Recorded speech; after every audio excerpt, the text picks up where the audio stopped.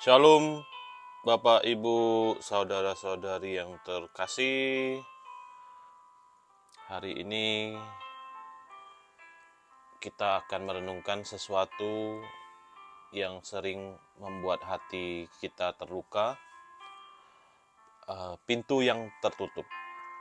Mungkin itu pekerjaan, impian yang tidak jadi, hubungan yang kandas, atau rencana hidup yang tiba-tiba gagal. Rasanya seperti Tuhan diam dan kita bertanya, mengapa Tuhan?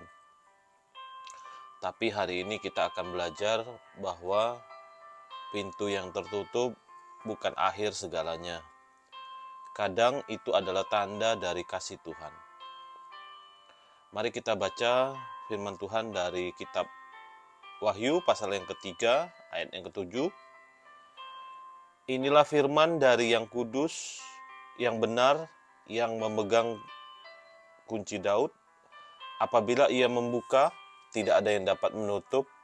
Apabila ia menutup, tidak ada yang dapat membuka. Berbahagialah setiap orang yang mau membaca, mau merenungkan, mau melakukan, dan mau membagikan firman Tuhan dalam kehidupannya setiap hari. Yesus adalah pribadi yang memegang kunci. Dia yang membuka dan menutup pintu dalam hidup kita. Dan ketika dia menutup sebuah pintu, bukan karena dia kejam, tetapi karena dia tahu sesuatu yang kita belum tahu.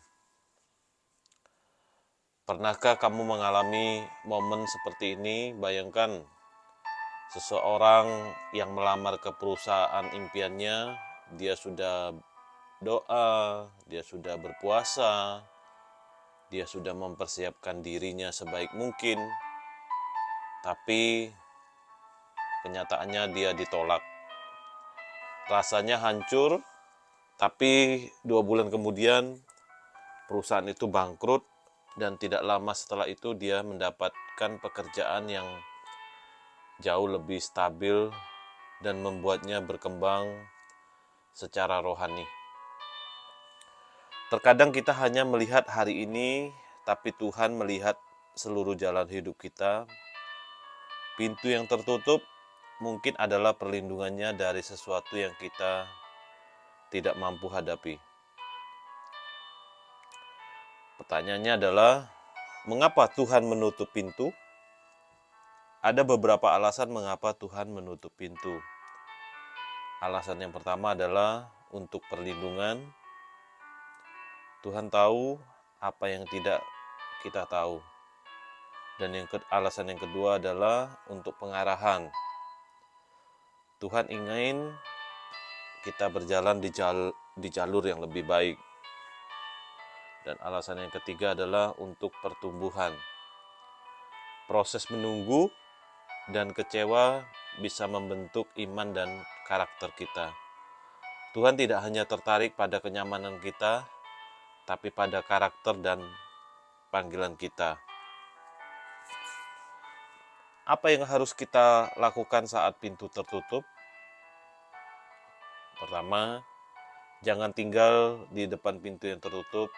Terlalu lama menatap pintu yang tertutup bisa membuat kita kehilangan pintu lain yang sedang terbuka. Kedua, percaya bahwa Tuhan punya rencana yang lebih baik.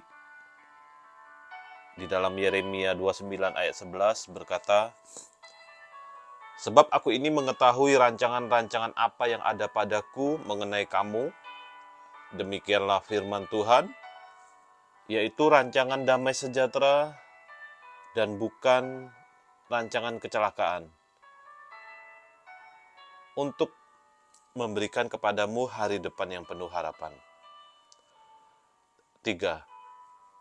Tetap setia dan bersyukur. Kadang kunci pintu selanjutnya terletak pada kesetiaan kita dalam masa kekecewaan ini. Bapak, Ibu, saudara-saudari yang terkasih, jika hari ini kamu sedang menghadapi pintu yang tertutup, jangan putus asa. Tuhan tidak menolakmu, Dia sedang melindungimu, Dia sedang membentukmu, dan Dia sedang mempersiapkan pintu yang lebih baik. Mari kita berdoa. Tuhan Yesus, terima kasih karena Engkau memegang kunci dalam hidup kami. Ketika Engkau menutup pintu, kami percaya itu bukan akhir, melainkan awal dari sesuatu yang lebih baik.